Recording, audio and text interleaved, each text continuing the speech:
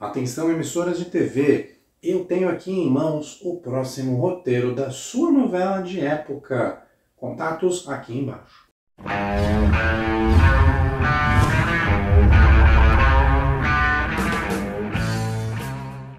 Salve galera, eu sou o Lanfalter e hoje nós vamos falar sobre a nossa leitura do mês de julho, o livro Ressurreição do Grande Machado de Assis. Esse foi um livro que eu consegui ler aqui dentro do prazo, já que meu livro curtinho tem apenas 104 páginas e apesar da linguagem que algumas pessoas consideram difícil, foi uma leitura bem tranquila de se fazer. Então, vamos ao livro.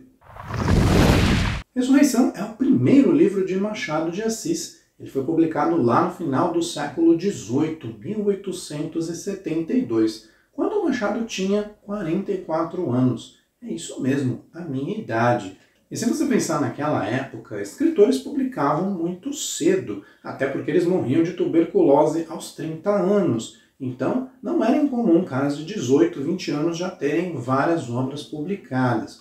O que acabou acontecendo com o Machado é que ele não se sentia confortável ali em publicar antes disso. Ele achava que não tinha tanta qualidade, vejam só, e ele só se encorajou a fazer isso aos 44 anos, após ter ali um livro de contos e versos muito bem recebido. Então ele lança a Ressurreição e o resto é história.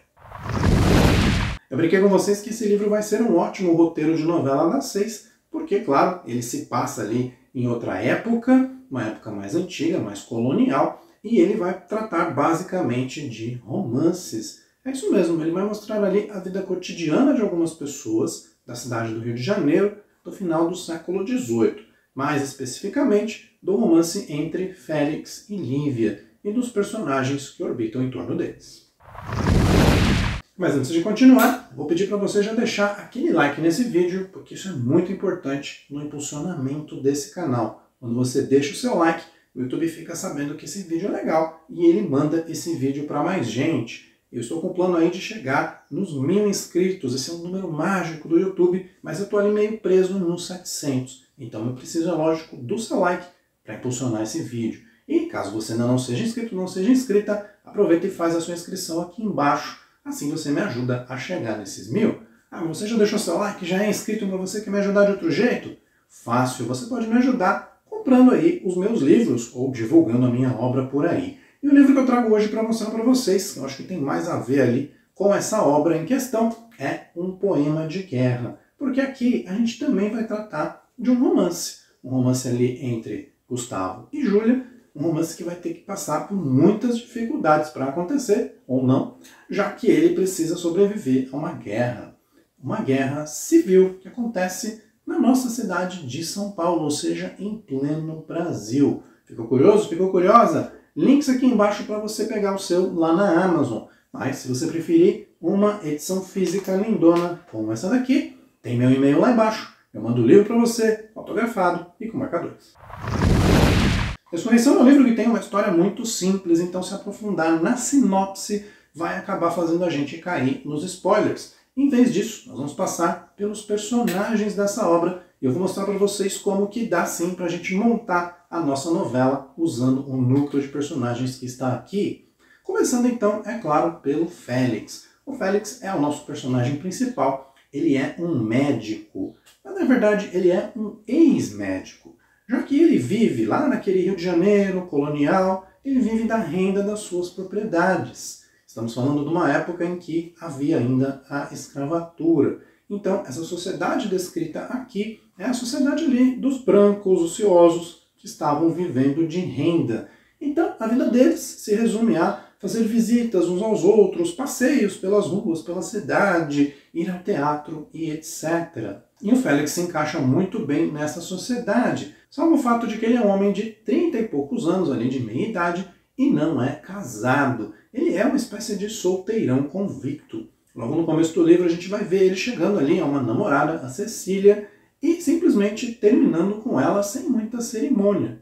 Indagado pelos motivos, ele diz que não serve para o amor, que ele é um cara que ama por ali um tempinho, 6 meses, 1 ano, depois ele se cansa, resolve continuar a sua vidinha, e depois ele arruma outra namorada por aí. E a personagem que será o contraste ao Félix é a Lívia. A Lívia é chamada aqui no livro como a viúva. Na nossa novela, ela será a mocinha. E você talvez esteja estranhando eu falar viúva em mocinha, já que nos dias de hoje, quando a gente pensa numa viúva, a gente pensa ali numa senhora mais velha. Mas a Lívia tem apenas 24 anos.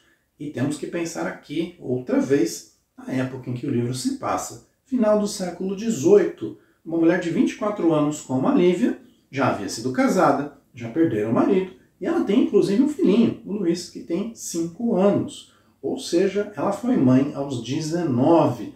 Se tudo isso parece muito cedo para nós hoje em dia, era perfeitamente normal para a época. A Lívia, então, é mostrada no livro como uma mulher madura, cheia de si mesma, mas que quer se entregar totalmente ao amor. E esse é basicamente o problema que vai acontecer entre o Félix e a Lívia. O Félix é um cara que resiste muito a entrar de cara nesse relacionamento, enquanto a Lívia quer entrar com tudo. E esse choque entre os dois é o principal conflito dessa história aqui. Passando então para os outros personagens aqui, eu vou descrever brevemente alguns deles para você ver como que a gente consegue montar a nossa novela. O primeiro deles é o Batista. O Batista é um homem que é casado, mas mesmo assim ele se apaixona ali pela viúva e ele resolve ir atrás desse relacionamento. Mesmo a esposa dele sabendo que ele está querendo pular a cerca, parece que está tudo bem para ela. Então, o Batista, ele é claramente o grande vilão dessa novela. Ele é aquele cara que vai fazer de tudo para minar esse romance. Será que ele consegue? Outra personagem bastante interessante aqui é a Raquel. A Raquel é a jovem filha ali de um coronel, amigo de Félix, amigo de Lívia. Lembrando que toda essa sociedade ali se conhece, é mais ou menos próxima, como numa boa novela. Essa garota é apaixonada pelo Félix.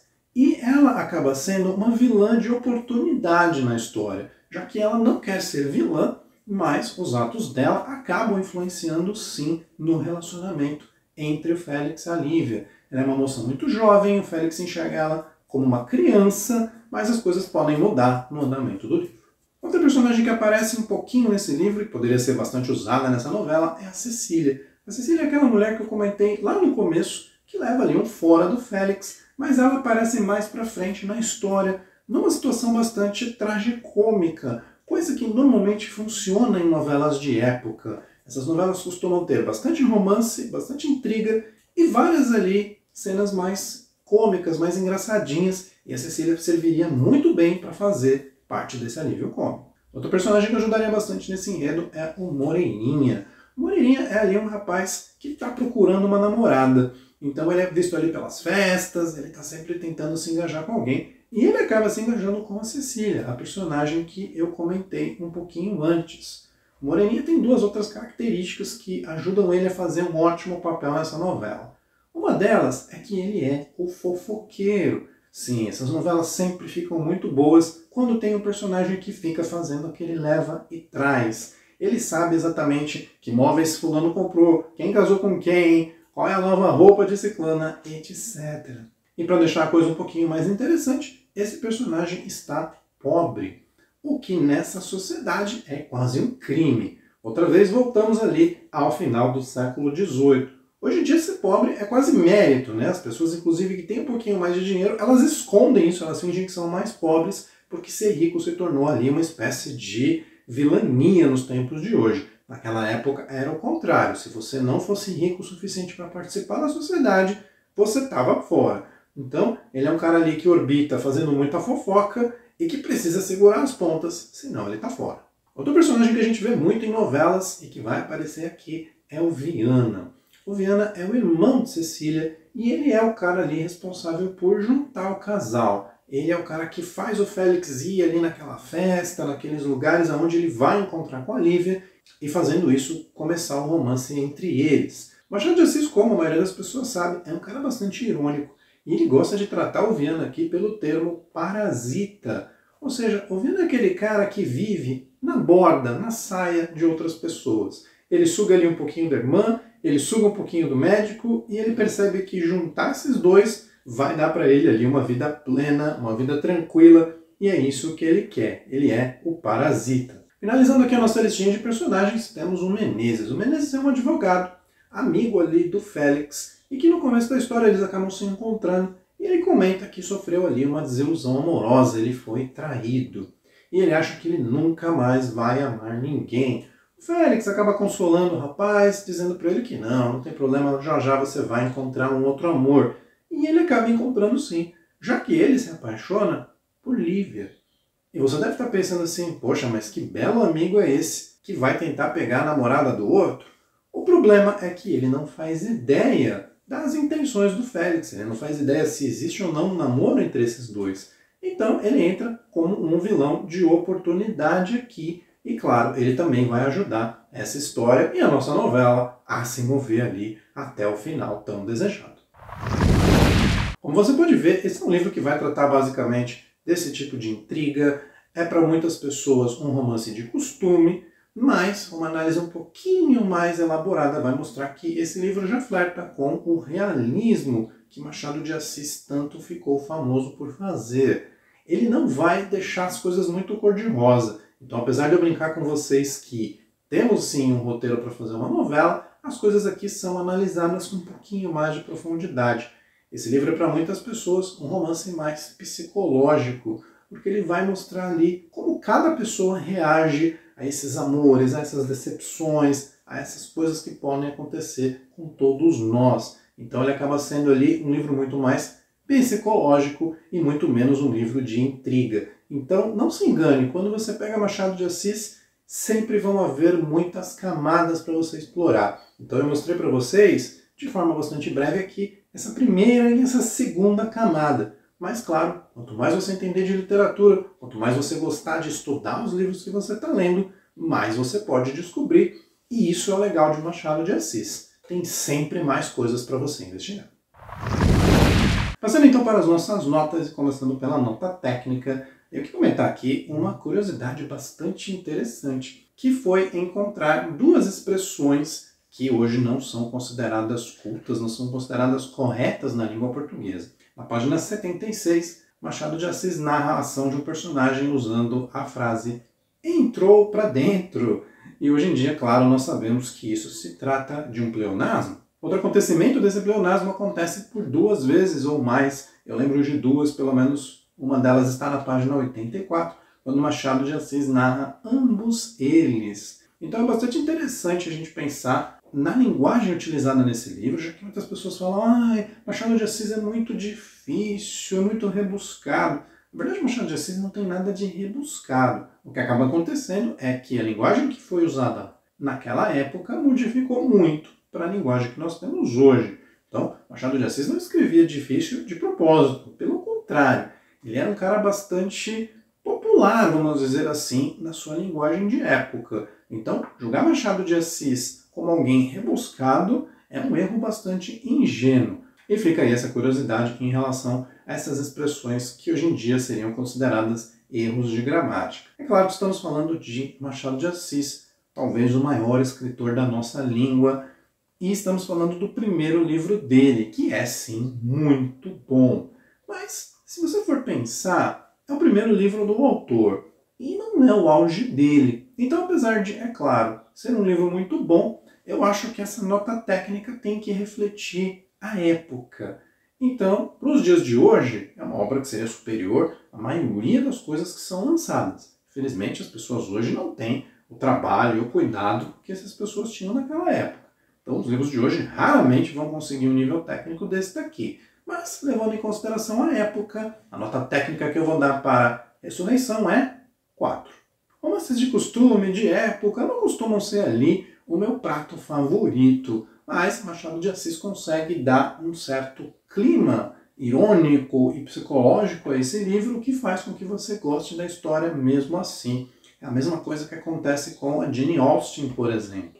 Então muitas pessoas falam assim, eu não gosto de romances. É porque infelizmente a maioria das pessoas que escrevem romance acabam escrevendo histórias muito simples e ingênuas, muito bobinhas. Então isso faz com que as pessoas não curtam esse tipo de história. Mas o romance faz parte das nossas vidas. Praticamente todos nós temos algum tipo de romance nas nossas vidas. Nós nos apaixonamos, nós queremos casar, ter filhos, ter filhas, namorados, namoradas e assim vai. Então, por que a gente não gosta de ler sobre isso? A gente não gosta de ler sobre isso porque nem todo mundo sabe escrever sobre isso. Mas, mesmo assim, não é um daqueles livros acachapantes, é um daqueles livros que você vai ler e contar para todo mundo e falar, nossa, leia a Ressurreição, é o melhor livro que você vai ler na vida.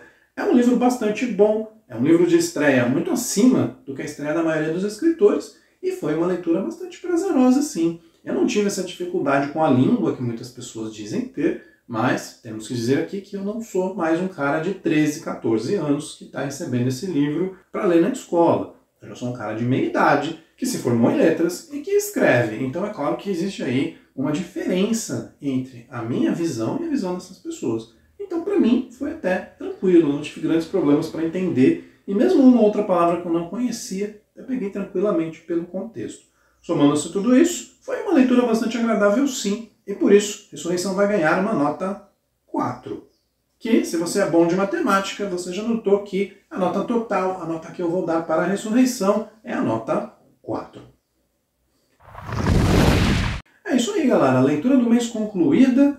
Deixem aí nos comentários se vocês já leram esse livro, o que vocês acharam dele, o que vocês acham sobre Machado de Assis, sobre as coisas que eu falei aqui, o que vocês acham sobre novela e por aí vai. Comentem aí, eu leio sempre, respondo sempre que possível. Um abraço para todo mundo e até semana que vem.